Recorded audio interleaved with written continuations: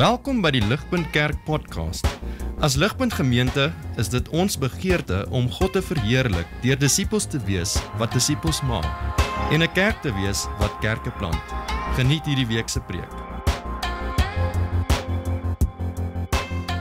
Ons al van die begin van hierdie jaar af kyk ons en ons is nou in die tweede laaste week van ons reeks oor die Heilige Gees wat ons getitel het die Geesvervulde lewe.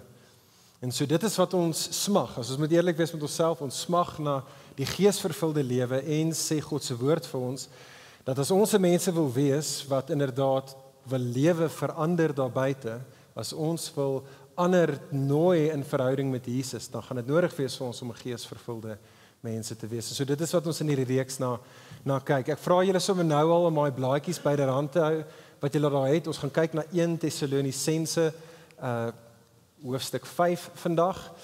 In daai lang gedeelte gaan ons in daai middelste blok meeste van ons tyd vandag spandeer. Die begin is so 'n bietjie konteks wat ons al sal raak. Ons gaan kyk na vers 12 tot 22 en ons gaan ons spesifieke fokuspunt gegee by die reeks is die idee van dat ek en jy nie die gees moet blus nie. So dit is wat ons op gaan fokus vandag, dat ons nie die werk van die gees en die teenwoordigheid van die gees in ons lewens moet blus nie. So kom ek bid vir ons en vra ons dat God ons nou sal genadig wees. Vader, ons kom na U toe en ons vra dat U ons sal genadig wees. Ons besef om U woord te hoor. Dit wat ons nou net gehoor het soos dit gelees was, maar vir ons om dit werklik te hoor op 'n manier wat 'n wonderwerk bewerkstellig, wat ons harte sag maak en wat ons trek in geloof en 'n bekering na Jesus toe. Ons besef dat dit is iets bonatuurliks wat moet gebeur. Dit is inderdaad U Gees wat moet werk. Here, ons wil nie U Gees en sy begeerte vir ons en sy werk in ons lewens blus nie. En so Here, ons kom na U toe nou en ons pleit by U, kom en override ons gevalle gedagtes, ons harde harte, ons dowe ore. Trek ons, al moet dit kicking and screaming wees, maar trek ons en bring ons om ware lewe in Jesus te vind. Doen dit soos wat ons die woord hoor. Ons bid dit in Jesus se goeie naam. Amen. Vriende, in 2018 was daar 'n boek gepubliseer deur 'n professor met die naam van Jason Furman. Hy's by Maryland University in Amerika. En die boek wat hy geskryf het, dit behoort hier op die skerm agter my te wees, was getiteld Delayed Response: The Art of Waiting from the Ancient to the Instant World. Nou, professor Furman is nie 'n Christen nie, is glad nie 'n Christen boek nie, maar hy kommunikeer iets wat ek dink ons almal weet, en dit is al reeds op 'n paar maniere vanoggend gekommunikeer. En die teses van die boek sê dat, luister jy, van die begin van die mensdom af, is ons as die mens 'n spesies wat sukkel om te wag. En dit was eintlik nog altyd so gewees. Ons sukkel om te wag, veral vir daardie dinge wat ons besef is behoeftes, vir daai dinge wat ons begeertes is, vir daai dinge wat vir ons beloof was. Ons as mense sukkel om te wag daarvoor.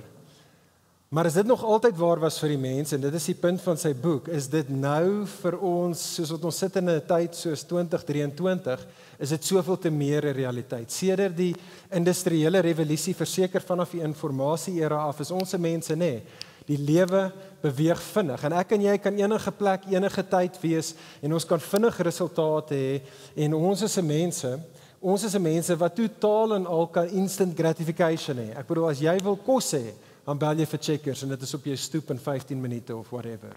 Alles wat ons doen, vinnig, dadelik. En wat sy punt is, ons as die moderne mens, vir daai rede sukkel meer as ooit tevore, sukkel ek en jy om te wag. Ons het ons vermoë, die kuns van om te wag het ons verloor. Nou vriende, dit is 'n probleem op die beste van tye, en as ons meer tyd gehad het, sou wou gehad het, ons net dink oor hoe jou en my onvermoë om te kan wag, net op 'n fisiese manier in ons lewens, soveel skade berokken aan jou en my en aan almal om ons.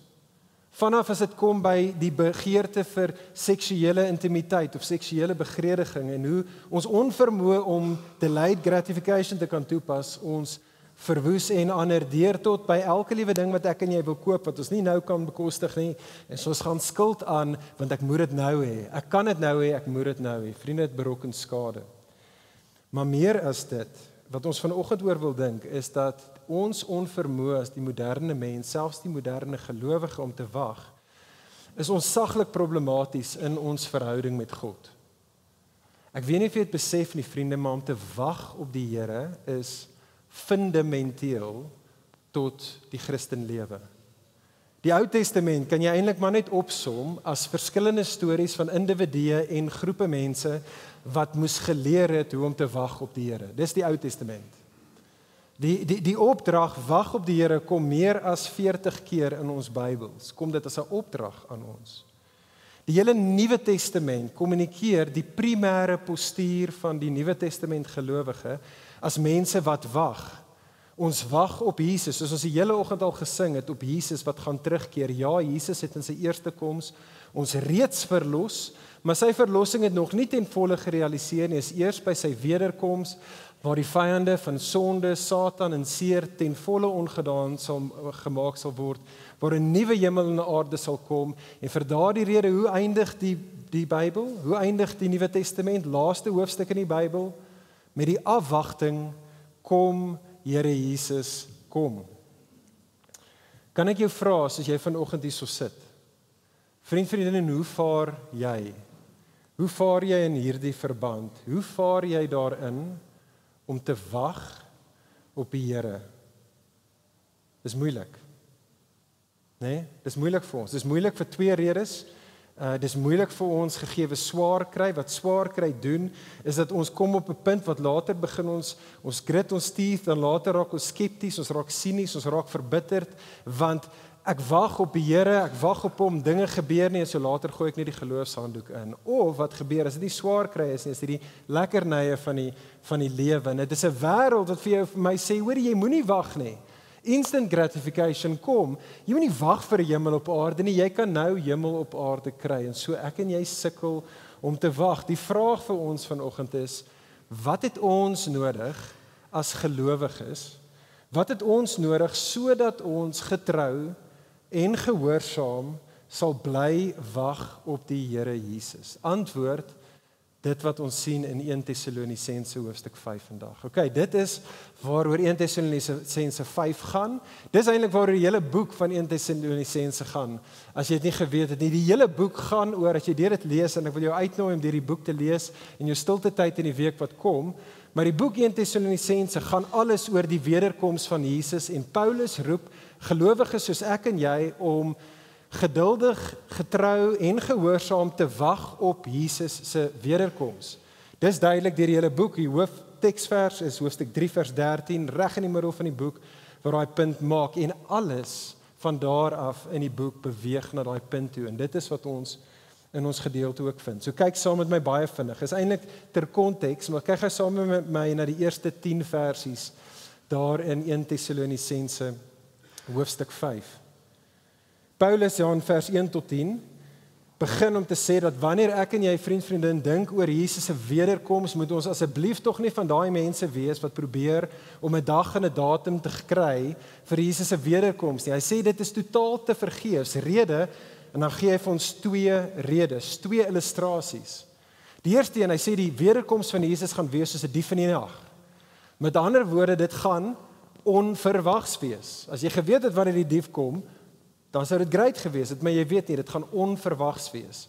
Tweede illustrasie wat hy vir ons daar gee, hy sê dit gaan wees, sien jy daarso, dit gaan wees vers 3, soos geboortepyne wat 'n swanger vrou oorval. Met ander woorde, ja, jy gaan dalk so klein bietjie tekens wees, maar hoorie, wanneer die wederkoms kom, is dit onvermydelik. Dan in 'n mate is daar niks wat jy kan doen om dit te keer of om dit te ontduik nie. Wanneer dit kom, is dit onvermydelik. Gevolglik gee Paulus dan vir ons nog steeds in vers 1 tot 10 2 verdere illustrasies. So hy 2 illustrasies gegee oor Jesus se wederkoms.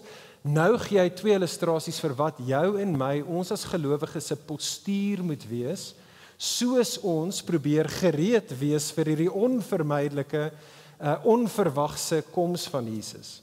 En die 2 illustrasies wat hy daar vir ons gee, is hy sê ons moet nie slaap nie, maar ons moet waaksaam wees. En die ander prentjietaal wat hy gebruik is, ons moet nie dronk wees nie, ons moet nugter wees. So as jy kan wakker wees deur die lewe, geestelik gesproke, as jy kan nugter wees In hierdie lewe geestelik gesproke, dan sal jy iemand wees, wanneer Jesus se onverwagse, onvermydelike wederkoms is, gaan jy nie omkant gevang word nie, jy gaan gereed wees. En die $1 million question is, hoe gebeur dit? Wat is nodig vir jou en vir my om wakker en nugter te wees wanneer Jesus kom? Vers 11, kyk saam met my na vers 11, so belangrike vers vir ons vandag. Paulus sê in vers 11, daarom bemoedig mekaar, gelowiges. Daarom bemoedig mekaar en laat die een die ander in geloof opbou, soos julle inderdaad te doen. Met ander woorde, vriende, hierdie is hoe ek en jy gereed gaan wees vir Jesus se wederkoms. Dit is as ons deel is van 'n geloofsgemeenskap. Wat help nie, dit gebeur nie net magically as jy in 'n geloofsgemeenskap is nie. Dit gebeur soos wat ons osself gee in 'n geloofsgemeenskap en wederzijds met die ander gelowiges in daardie geloofsgemeenskap mekaar bemoedig en mekaar opbou. Dis sulke mense, vers 11, wat, vers 1 tot 10, wakker is, nugter is, gereed vir Jesus se onverwagte en onvermydelike wederkoms. En dit is wat ek wil hê ons op moet fokus, vriende. Dit is wat ons teks, daai middelste gedeelte wat ons op gaan fokus vanoggend, dit is wat daai teks oor besorgd is. Vers 11, kyk na daai gedeelte gou saam met my daar, vers 11 is soos die opskrif vir dit wat volg in vers 12 tot 22, waar Paulus vir ons 17 opdragte gee. Paulus gee vir ons 17 opdragte wat nodig is in die lewe van 'n mense wat vers 11 mekaar gaan bemoedig en mekaar gaan opbou, sodat almal kan reg wees vir Jesus se wederkoms. Ons gaan gou kyk na daai 17. Ons gaan dit opbreek in 3 kleiner groepe. 3 kleiner gedeeltes daarso, of 3 groepe waar daai 17 opdragte in half opbreek. En so ons gaan sien dat in die lewe van die geloofsgemeenskap is daar as dit ware 3 tipes van verhoudings wat op dieselfde tyd uitspeel wat nodig is om waar te wees van ons as 'n gemeente, van ons as gelowiges. Ons gaan kyk na, so hierdie is wat ons gaan sien, ons gaan kyk na jou en my verhouding as gelowiges met ons geestelike leiers. Dan tweedens ons verhouding met die res van ons geestelike familie. En dan derdens jou en my verhouding met God die Gees. En ek wil hê ons moet dit sien. Ons moet sien dis wat Paulus vir ons sê. So kyk saam met my daar. Eerstens dan vers 12 en 13. Vers 12 en 13, jou en my verhouding met ons geestelike leierskap. Sien saam met daar vers 12. In vers 12 en 13 verwys Paulus hier na hierdie groep individue in 'n plaaslike kerk. Onthou hierdie word geskryf aan 'n regte kerk soos ons. Paulus verwys na hierdie individue as diegene wat ywerig onder julle werk en wat julle in die naam van die Here voorgaan, of die Engels sê wat oor julle staan in die naam van die Here. Dit is daardie persone, sê Paulus, sien julle daar in vers 12, wat julle teregwys, met ander woorde wat julle aanspoor in julle geloof, wat julle op tye selfs aanspreek in julle geloof. En dan die 2 opdragte wat hy hier gee, kyk saam met my daar, die gemeente, sê Paulus, word geroep om aan hierdie groep, die geestelike leiers, respek te betoon. En vers 13, in liefde en met die hoogste agting teenoor hulle, die geestelike leiers, op te tree. Maar hoekom? Die rede hoekom Paulus dit sê, sien jy daar, hy gee vir ons die rede is nie omdat hier jou geestelike leiers so smart of so oulik of so spesiaal is nie. Hy sê, hanteer hulle op hierdie manier op grond van hulle werk. Hulle het 'n Godgegewe taak om 'n spesifieke rol in jou lewe te vervul, naamlik vers 11, om jou op te bou in die geloof. Hulle taak is om jou aan te spoor in die geloof, om jou te bemoedig. Ek wonder wie van julle onthou die rolprent Jerry Maguire. Baie van julle Jerry Maguire gesien? Ek weet nie. Nee, okay, ek het dit gesien baie lank terug. Ek kan nie die fliek onthou nie behalwe die badkamer sien. Okay? Daar's daai badkamer sien waar Jerry Maguire is natuurlik word gespeel deur Tom Cruise en hy is die sportsagent vir Rod Tidwell. Hy word gespeel deur Cuba Gooding Jr. en hy is 'n totaal en alle moeilike arrogante voetbalspeler. En dan sal hierdie scene in die badkamer waar Jerry Springer, Jerry Maguire, waar hy kom en waar hy vir Rod op 'n mooi manier probeer aanspreek. Of hom sê, luister hier, gegee jou houding en hoe jy optree, maak jy dit moeilik, jy berokken skade in jou eie lewe en almal om jou. En dan net soos jy kan verwag, kom Rotterwil dan en hy is harde kwas, hy is eie wys, hy skop daarteer en dan verloor Jerry dit in die badkamer en hy skop sy voet so teen die muur van die badkamer en hy bekende woorde waar hy pleit by Rod en hy sê vir hom, help me, help you. Help me, help you. En vriende, dit is in effek in wese wat Paulus hierso sê vir die kerk, wat hy sê vir jou en vir my. Hy sê vir ons het 'n rol om te vervul, om te weet dat daar is mense wat God in ons lewens sit, om ons aan te spoor, om ons te bemoedig in ons geloof, sodat ons sal reg wees eendag om Jesus te ontmoet, en so ons moenie skop teen die werk wat hulle wil doen in ons lewens nie. Help hulle, jou geestelike leiers, om jou te help.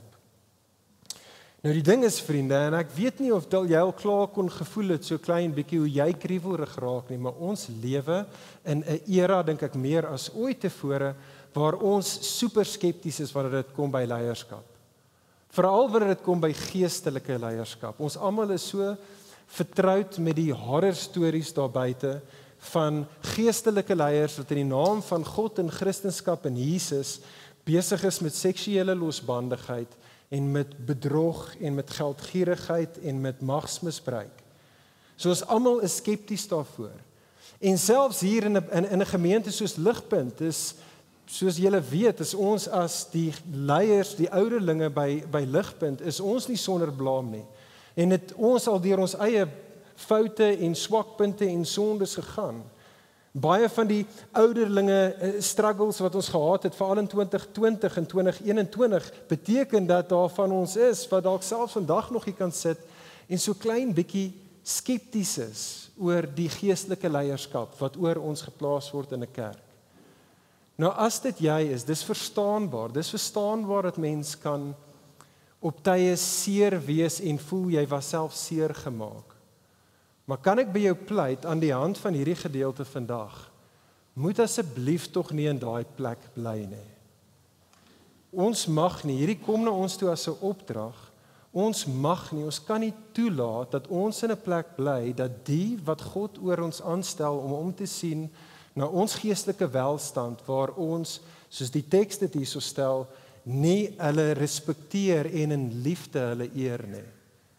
En so as dit jy is, as jy voel dat daar 'n spanning tussen jou en die geestelike leiers, die ouderlinge van hierdie gemeente wat die Here oor jou gestel het, kan ek jou asseblief tog uitnooi vandag. Moet dit nie los daar nie. Kom en praat met ons. As daar nog seer is by jou, kom en sê dit vir ons. Kom ons praat daaroor, kom ons worstel deur dit saam, kom ons bid saam daardeur. Bid jy vir ons, maar kom ons leer mekaar opnuut ken, kom ons vind mekaar, want wat Paulus hierso sê, jy doen dit nie vir jou ouderlinge so seer nie. Ons 'n teks in Hebreërs wat daai punt maak, maar hierso sê Paulus, jy doen dit eintlik vir jouself. Jy het geestelike leiers in jou lewe nodig wat vers 11 jou wil opbou in die geloof, wat jy moet bemoedig, en vir daardie rede het ek en jy nodig om seker te maak dat ons in 'n gesonde verhouding as gemeentelede en ouderlinge met mekaar wandel. Hier's die tweede groep wat Paulus na verwys. Kyk saam met my daarso. Hy het verwys na die geestelike leierskap. Kyk saam met my daar in vers 13 tot 15, die geestelike familie. So hy praat nou van hierdie ander groep. Kan jy sien daar, dit verander nou vers 13 en in vers 15 verwys hy na mekaar, hoe ons as gelowiges in die kerk teenoor mekaar moet optree. Nou gee hy hierso 6 verwante opdragte. Die eerste een in einde vers 13, kyk daar, sê Paulus vir ons, leef in vrede met mekaar. Dis 'n opdrag. Wat nie beteken, hoorie, daar kan nooit tye van konfrontasie tussen ons wees nie. Dis nie wat dit beteken nie, want kyk na die tweede opdrag, vers 14, die leegleers Afrikaanse woord om te sê, die wat nie hulle Christelike plig aan koning Jesus nakom nie, die leegleiers moet aangespreek word, dis 'n opdrag binne in die konteks van die geloofsgemeenskap. Maar dit beteken ook nie dat jy is net 'n geloofsgemeenskap wat heeltyd net almal challenge en almal heeltyd net aanspreek nie. Hy gaan verder in vers 14 en hy sê, die wat moedeloos is, moet deur ons bemoedig word. Die wat swak is, moet deur ons almal ondersteun word. Inderdaad, daar moet aan almal, die leegleiers, die moedeloses en die swakkes, moet daar geduld betoon word. En dan vat Paulus dit saam. En Paulus vat as dit ware alles saam met hierdie laaste 2 opdragte wat eintlik een ding is, waar hy sê vir ons, hoorie, wees soos Jesus, onthou hoe Jesus teenoor sy mense opgetree het. Sorg dat niemand kwaad met kwaad vergeld nie, maar eerder streef na wat goed is vir mekaar en vir alle mense. En so ek wonder of jy, dink gou vinnig saam met my, dink gou aan iemand wat jy ken in jou lewe, wat jy sal sê, iemand wat standvastig is. Ek praat nie van die geloof nie, net oor die algemeen in hulle lewe, iemand wat solid is. Ken jy sulke mense? Dis daai mense wat, hulle is sterk, maar hulle is nederig, hulle raak op tye hartseer, maar hulle is nooit regtig hopeloos nie. Hulle weet om 'n ding te sê wat gesê moet word, maar hulle is nie overpowering in dit nie. Ek weet nie of jy sulke mense ken nie. 9 uit 10 keer, vriende, daai mense in ons lewens wat ons ken, wat net solid is. Daai mense 9 uit 10 keer kom uit redelike funksionele families uit. Is jy al agtergekom? Dis mense wat in die families van waaruit hulle kom, is hulle mense wat in hulle gesin was dit soos 'n veilige hawe gewees, dit was 'n plek waar vrede geheers het, waar die ouers was nie te hard op hulle kinders nie, ook nie te sag op hulle kinders nie. In daai gesinne is dit gesinne waar daar op tye vermaaning is as daar leeg gelê is, maar daar was tye gewees baie bemoediging, baie ondersteuning. Kwaad word nie met kwaad vergeld in sulke gesinne nie, maar die kwaad word oorkom met die goeie. En dan daai tipe van broeikasse van families vorm en slyp mense wat in die samelewing net meer steady is. Hulle is net meer stabiel, meer standvastig. En soos wat dit op 'n fisiese vlak waar is, vriende, is dit verseker waar op 'n geestelike vlak. Paulus verwys hier na die kerk, sien jy in vers 14, as broers. En presies dieselfde ding geld. Vriende, as ek en jy, as ons mense gaan wees wat standvastig gaan wees, dan gaan dit so 'n tipe van geloofsfamilie genootsaak. Dan genootsaak dat ons gaan 'n kerk wees van sulke mense wat presies doen dit wat Paulus in hierdie gedeelte ons tot roep om te doen.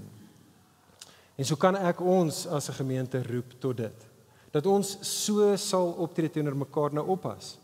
Wat ons doen, as jy enigstens soos ek is wat ons doen is dadelik, dink ek, want ons is maar so 'n bietjie consumeristic, dadelik dink ek aan hoe ander nie hierdie vir my doen nie. Weet ek weet van daai persoon wat hier my vermaan het, of daai persoon wat nie iets gedoen het nie, of daai persoon wat kwaad met kwaad vergeld het, en dit is die manier wat ons gewoonlik dink oor mekaar. Kan ek ons uitnooi om te sê, kom ons wees mense wat verandering begin by my. Ek gaan hierdie gehoorsaam. En ek gaan glo dat God se woord so sal goeie vrug dra in ons midde as 'n geloofsgemeenskap. En so kyk weer na daai opdragte saam met my. Ek wil hê jy moet gou vinnig na hulle kyk. Vra jouself af, soos wat ons daai opdragte daarso sien. Vra jouself af, met wie in hierdie geloofsgemeenskap is jy tans nie in vrede nie? Dalk is dit iemand in jou ligpunt gesin. Vra jouself af, wat kan ek doen om hierdie opdrag te gehoorsaam en om dinge reg te maak? Kyk na vers 14. Wie is dit dalk in die geloofsgemeenskap wat besig is om geestelik gesproke leeg te lê en wie ek in liefde dalk moet aanspoor, selfs moet aanspreek? Wie is die in die geloofsgemeenskap dalk in jou ligpunt gesin en jy weet dat daardie persoon is moedeloos? Vra jouself af, hoe kan ek op praktiese terme daardie individu of individue bemoedig? Wie is die swakkes wat jy weet wat swaar trek in jou ligpunt gesin, in ons gemeente, Vra jouself af, hoe kan ek hulle ondersteun? Wie is die wat jy regtig baie sukkel om lief te hê? En God roep jou uit vandag, wees geduldig met hulle. Hoe kan ek en jy nie kwaad met kwaad vergeld nie, maar soos Jesus 'n mense wees, wat die kwaad met die goeie oorkom? Vriende, besef dit vir almal van ons, om nugter en wakker te bly, tot die dag wat ons voor Jesus staan, is nie net die werk van jou ouderlinge, dis nie net die werk van die personeel, of van jou Ligpunt gesinleier nie. Paulus sê ons almal het 'n rol om te speel. Elkeen van ons het nodig om met Jesus liefde mekaar te bemoedig, op te bou in die geloof, sodat ons eendag voor Jesus gereed en reg kan staan. Ons elkeen het 'n verantwoordelikheid. Hier is die derde groep. Kyk saam met my daar na vers 16 tot 22. Ons gaan meeste van ons tyd hier spandeer. Paranikiel. Derde. God die Gees. God die Gees, ons verhouding met God die Gees. In vers 16 tot 18 sien ons dat gelowiges moet altyd, sê Paulus, en in alle omstandighede moet ons as gelowiges onsself verbly in die Here. Hoekom moet ons onsself verbly in die Here? Hy sê dit aan einde van vers 18, want dit is God se wil vir jou en my lewe. Ons lewens, vriende, as gelowiges, is 'n lewe wat ons probeer om heeltyd ons wille in lyn te bring met God se wil vir ons lewens. En dit is wat ons doen in ons lewens. Ons wil ons lewens in lyn bring met God se wil. Vir daardie rede, kyk na vers 17, is gebed kardinaal. Want wat ons doen in gebed, thanks Willie. Wat ons doen in gebed is ons is besig om ons wil in lyn te bring met God se wil. Soos die Onse Vader sê, laat U wil geskied. Maar dis nie al nie. Die tweede manier wat Paulus in hierdie gedeelte vir jou en my sê, hoe ons wil in lyn kry met God se wil, is by wyse van die Gees. Kyk saam met my vers 19 tot 22, ek gaan dit vir ons lees. Paulus sê, moenie die Gees blus nie. Moenie profeseë geringskat nie, maar ondersoek alle dinge. Behou die goeie, vermy elke vorm van boosheid. En wat ek wil hê ons moet sien, spesifiek vandag wat ons op fokus in hierdie reeks, is hierdie opdrag aan jou en my vriende, dat ons moet nie die Gees blus nie. Wat beteken dit om nie die Gees te blus nie? Wel, hy sê dit in net die volgende vers. Paulus sê vir ons, moenie die Gees blus nie deur nie profesie gering te skat nie. Alright, so as jy in die slaap was, moet jy nou wakker word. Okay, nou moet ons regop sit. Dis belangrik dat ons verstaan wat Paulus hier sê en wat hy nie sê nie, want dit is 'n opdrag, 'n Nuwe Testament opdrag aan jou en my. Ons moet nie die Gees blus nie, i.e. met ander woorde moet nie profeseë in jou lewe geringskat nie. Vir ons om te verstaan wat Paulus hier bedoel, wil ek 'n bietjie die handbriek optrek. Kyk saam op die skerm, drie Bybelse boublokke, liewe land.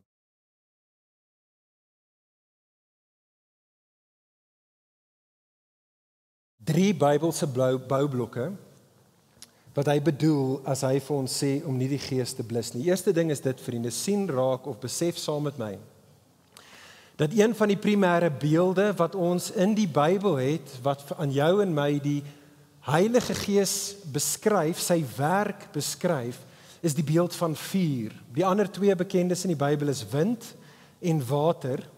Vuur is die derde ene. En die punt daarvan is, as jy dink aan die beeld van vuur, is dat vuur aan die een kant gee vir ons hitte, of dit gee vir ons warmte, met ander woorde, dit bied as dit ware vir ons lewenskrag wanneer ons koud is. Die ander ding wat vuur doen is, dink aan 'n groot fakkel, dit maak vir jou lig, dink aan die vuurkolom met Israel in die woestyn, so dit gee vir jou lig, sodat jy kan weet, wat is die rigting wat jy moet inslaan. Die ander prentjie idee van vuur, wat dit simboliseer, is dat vuur simboliseer reiniging. Dink aan al die offergawes in die Ou Testament, wat daar is om God se mense heilig te maak, om hulle aanneemlik in God se aangesig te maak. En dit is wat ek en jy gedagte moet hê wanneer ons dink aan die Gees, en die Gees as vuur en die gevaar dat die Gees se werk in ons lewe geblus kan word.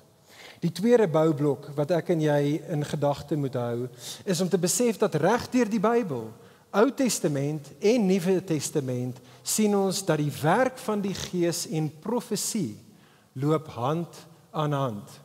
En net 'n paar teksgedeeltes. Numeri 11 vers 26, en daar is veel meer, hier is net 'n paar. 1 Samuel 10 vers 10, Lukas 1 vers 67, Handelinge 2 vers 17, Openbaring 22 vers 6, sien ons dat die werk van die Gees en profesie loop hand aan hand. En dan derde boublok, wat ons moet besef, is dat daar waar profesie geringskat word, of geminag word, word die werk van die Gees, hierdie prentjietaal van vuur, word die Gees se werk en teenwoordigheid in ons lewens geblus. En ek wil vir ons net een voorbeeld daarvan gee. Kyk saam met my na Jeremia 20 vers 9. Net voor ons na vers 9 kyk, daar bo op die skerm. Jeremia die profeet is negatief in Jeremia 20. Hy praat met God, maar hy is bedroef. En Jeremia is bedroef want hy sê, Here, ek profeteer en mense bespot my. Hulle lag af wat ek sê. Hy is totaal en al mismoedig en dan sê Jeremia die volgende in Jeremia 20 vers 9. Hy praat met God. Hy sê, ek het al gesê, nou vir homself, ek sal nie aan hom, aan die Here dink nie. Ek sal nie meer in sy naam iets sê nie. Maar dan word dit in my hart soos 'n vuur wat brand, wat vasgevang is in my gebeente. En die punt is dat Jeremia die profeet wat profeteer, wil hê dat die warmte, die hitte van God se waarheid moet nuwe lewe bring. Hy wil hê dat God se mense moet kan sien en kan weet wat is God se wil vir hulle lewe. Jeremia wat profeteer wil inderdaad hê dat God se mense gereinig moet word, heilig sal wees in sy aangesig. En hy sê die mense laat hom nie toe om te profeteer nie. En so daai vuur wat eintlik moet soos 'n veldbrand versprei en God se werk moet doen, brand nou binne in hom. Dit is opgesluit binne in sy gebeente sê hy. Die punt is, vriende, hoor mooi, om die Gees te blus beteken om profesie gering te skat. Dit is om profesie te minag. En vir daardie rede is dit onsaglik belangrik dat ek en jy moet duidelik wees oor wat is profesie. Okay, so as jy nou aan die slaap is, knyp jouself. Alright. Ons het nodig om hieroor duidelik te wees, want ons as 'n mense is baie kere dink ek onduidelik en dit is tot die skade van onsself en ander oor wat ons verstaan met profesie en selfs Nuwe Testament profesie. So hoor mooi. Vriende, profesie in die Nuwe Testament is in wese eintlik maar dieselfde as profesie in die Ou Testament. Hierdie is wat ek daarmee bedoel. In wese in die Ou Testament het God 'n mense gehad, Israel. 'n Mense wat hy gered het, verlos het uit Egipte uit slawerny uit en hy bring hulle na die berg Sinaï toe. God sê vir hulle, ek het julle gered, julle is my mense, ons gaan in verhouding met mekaar lewe. God gee vir hulle sy woord. Hy gee vir hulle, hy openbaar sy wil vir sy mense. En hy sê vir hulle, hierdie is hoe dit gaan lyk vir ons om saam in verhouding te wees. En die werk van die Ou Testament profete was as dit ware om verbondspolisie te wees. Die profete was covenant enforcers gewees. Die werk van Ou Testament profete was in wese bloot dit. Hulle het God se mense in elke generasie herinner aan die woord wat God reeds aan hulle gespreek het. Die God wat hulle reeds gered het. En die profete het vir hulle gesê, op die makrovlak van julle as 'n nasie en in die mikrovlak van julle lewens, onthou die God aan wie julle behoort. Onthou die God wat julle gered het. Onthou wat daardie God reeds vir julle gesê het oor wat reeds sy wil is. Gaan nou, gaan lewe in die lig daarvan. Draai in geloof, draai in bekering na hierdie God. Hoe weet dit as jy dit nie doen nie, Is daar oordeel? As julle dit nie doen nie, is daar oordeel, maar as julle dit doen, is dit die goeie lewe. Dit is verlossing, dis hoop, dis die goeie lewe vir God se mense.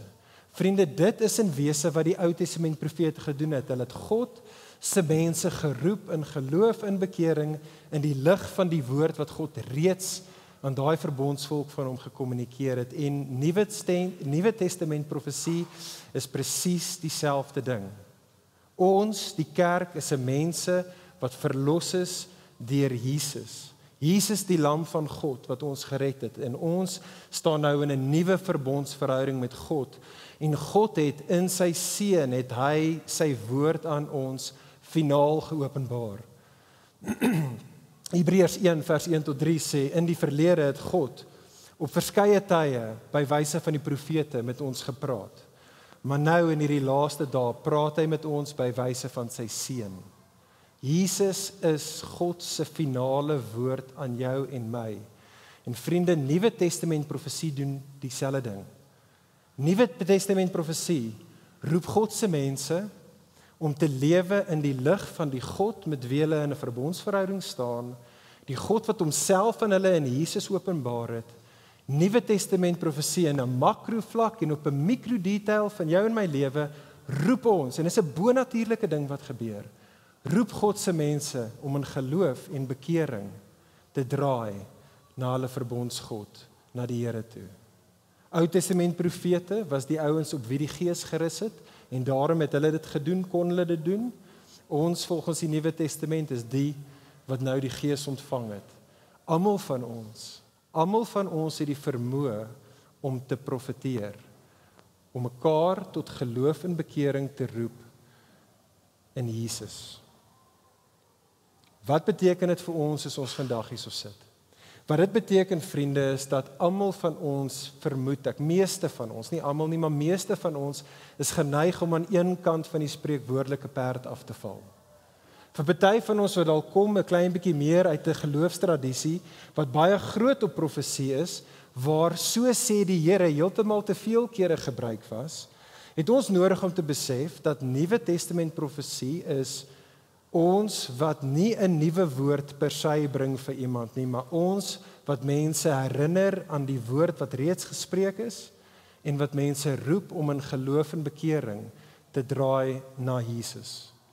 En vir meeste van ons, dink ek, wat dalk uit 'n geloofstradisie uitkom, waar ons net soos in glad nie 'n kategorie het op die beste van tye vir Nuwe Testament profesie nie, het ons nodig om besigheid te doen met tekste soos hierdie in die Nuwe Testament wat baie duidelik maak dat daar is iets soos profesie in die Nuwe Testament. Die opdrag vir jou en vir my is, moenie die Gees blus nie. Moenie profesie geringskat nie. Julle sien, vriende, ek dink profesie gebeur eintlik baie in ons midde. En ek en jy het net nie die kategorie om dit te spot vir wat dit is nie, en ons moet dalk die taal beter gebruik met mekaar. Profesie gebeur party-kere in party gedeeltes van prediking hiervoor. Wanneer ons herinner word aan God se openbaring in sy seun Jesus, en wanneer ook al die prediker vir jou en vir my roep tot geloof en bekering, en partykeer dan sit ons hier en dan voel ons, ek is seker die Here praat nou met my in hierdie situasie. Daar's geen manier dat die prediker wat nou my op daardie manier geroep het tot geloof en bekering, 'n idee het wat in my lewe eintlik aan die gang is nie, en dit slaan jou tussen die oë. Vriendin, ek is oortuig dis profesie. En wat hierdie gedeelte vir ons sê is, moet dit nie geringskat nie, moet nie die werk van die Gees in jou lewe blus nie. Ek dink dit gebeur baie kere in ons ligpunt gesinne, wanneer ons om God se woord bymekaar kom, en ons kom en ons doen Bybelstudie saam, en ons word herinner aan God se openbaring, wat hy in Jesus vir ons gedoen het, wat sy wil vir ons is, en iemand in die groep sê iets, en hulle praat, en jy voel, vir jou heilige siel, is dit presies wat die Here vir jou vandag wil sê. Hulle is besig om jou terug te bring, jou terug te roep na die woord wat God reeds gespreek het. Vriende, ek glo dat daai is profesie. Moenie die werk van die Gees in jou lewe blus nie. Ek dink dit gebeur baie keer as jy met 'n vriendin in 'n koffieshop sit, of dalk is dit ouer en kind, en baie keer is dit die kind met die ouer. En baie keer praat julle met mekaar en julle praat en julle herinner mekaar aan die realiteit van Jesus en wat dit beteken om 'n disipel van hom te wees. En jy weet dit wat nou hier uit die mond van die suigeling uitkom, is totaal en al 'n woord van die Here af, waar hy jou herinner aan jou verbondsverhouding met hom. En ek wil jou uitnooi, vriendin, moet nie die gees dan blus nie, moet nie daardie profeseë geringskat in jou en my lewe nie.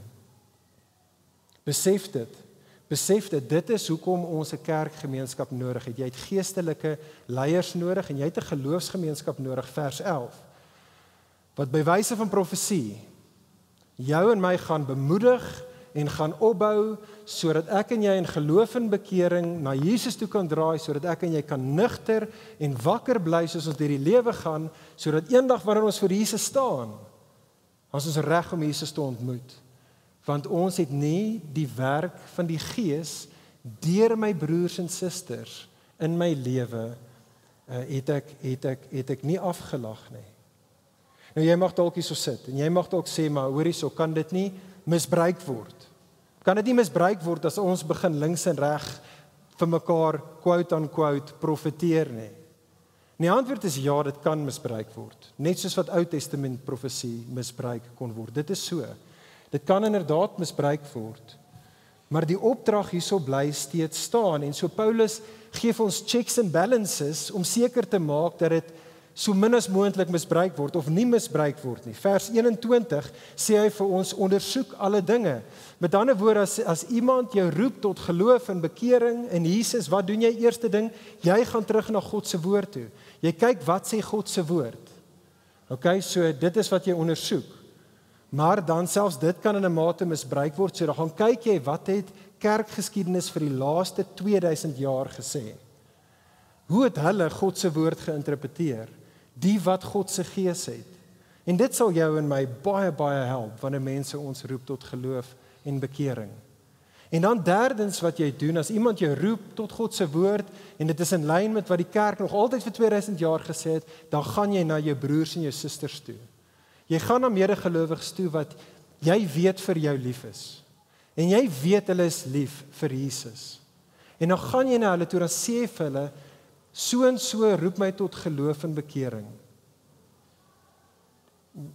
Hoor ek reg? Dink jy ook, hierdie is iets wat ek moet hoor? Ons moet nie soos Rod Tidwell wees nie. Ons het nodig om te luister na mekaar.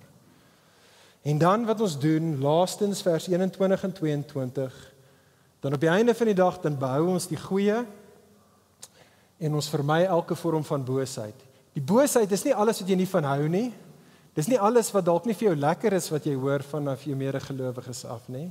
Maar wat ek en jy doen is ek sê, okay, alles wat my inderdaad meer soos Jesus gaan maak, bring dit aan. Here, in geloof en bekering, ek hoor hierdie van U af en ek draai in geloof en bekering terug. En hierdie ander goeders wat my, hierdie is nie behulpsaam nie, dit gaan my nie meer soos Jesus maak nie. Wel, ons vermy elke vorm van die boosheid. Vriende, ek sluit af. Hierdie is die groot boodskap van 1 Tessalonisense hoofstuk 5. Ons het mekaar nodig. Dis die groot boodskap. Vir jou en vir my, om eendag gereed te wees, reg te wees, wanneer ons voor Jesus gaan staan, vir jou en vir my om te kan wag op Jesus, kan ek en jy nie op ons eie doen nie. Ons het medegelowiges nodig, geestelike leiers en 'n geloofsfamilie, wat ons gaan opbou en ons gaan aanspoor en ons gaan bemoedig in die geloof en hulle gaan dit doen soos wat hulle ons terugroep in geloof en bekering, soos wat hulle by wyse van die Gees ons gaan roep om te bly wandel saam met Jesus. Prys die Here, ons het mekaar en hier is die goeie nuus. Hier's die goeie nuus, vriende. Daar gaan tye wees wanneer jou geestelike leiers en die res van jou geestelike familie die bal gaan drop. Daar gaan tye wees wanneer hulle dit verkeerd gaan hoor. Daar's kere wat hulle jou nie in liefde gaan hanteer nie. Daar's kere wat hulle net gaan stupid wees en simpel gaan wees. Daar's kere wanneer hulle jou gaan teleurstel. Maar weet dit, selfs dan gaan jou hemelse Vader jou nooit ooit teleurstel nie. Hy sal jou aanhou behoed, Hy gaan jou aanhou bewaar tot daardie dag wanneer jy uiteindelik voor Jesus staan, reg en gereed om Jesus te ontmoet. En so ek sluit af met Paulus se woorde in vers 23 en 24. Ek gaan net lees, ek gaan nie praat nie, ek gaan dit net lees. Dis hoe ek afsluit. Dis hoe hy sy brief afsluit, dis hoe hy hierdie hoofstuk afsluit. Dis hoe ek wil afsluit. Dis 'n gebed vir jou en vir my. Paulus sê vir sulke mense, vir ons. Hy sê en mag God self, die God van vrede, julle in elke opsig heilig maak. En mag julle volledig na gees en siel en liggaam vlekkeloos bewaar word tot ons Here Jesus Christus kom. Hy wat julle roep, God self, is getrou. Hy sal dit doen. Hy sal dit doen. Kom ons bid saam.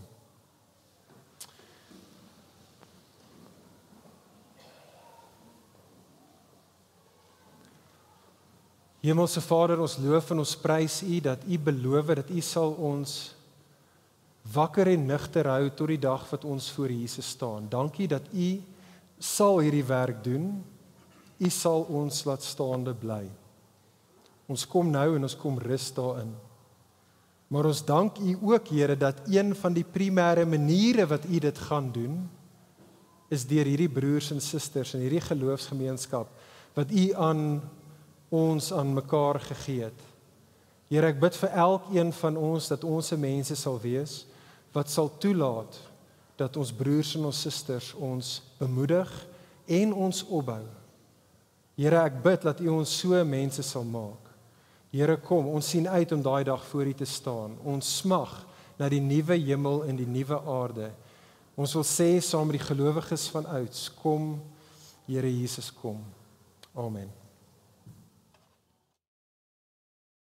Vir meer inligting oor Ligpunt Kerk, besoek gerus ons webwerf op www.ligpunt.com of kontak ons gerus by info@ligpunt.com.